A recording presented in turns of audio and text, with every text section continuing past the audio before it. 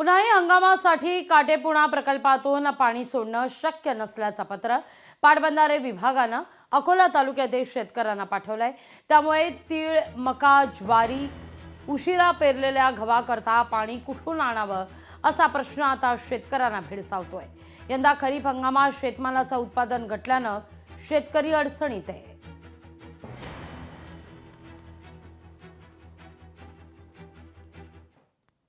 आमचं शासनाला पाटबंधारे विभागाला एवढंच म्हणणं आहे की 12 ते 31 दिवस तुम्ही आमच्या रब्बीसाठी पाणी देणार होते। आज 16 तारीख आहे, अजूनही खांबोऱ्याहून पाणी सुटलेलं नाही आहे। 12 ते 16 हे वाचलेले 4 दिवस आणि 25 पर्यंतच आम्हाला पाणी पाहिजे। 25 ते 31 वाचलेले दिवस असे जे 10-12 दिवस उरतात, 2 एप्रिल ते 14 एप्रिल आम्हाला पाणी देण्यात यावं।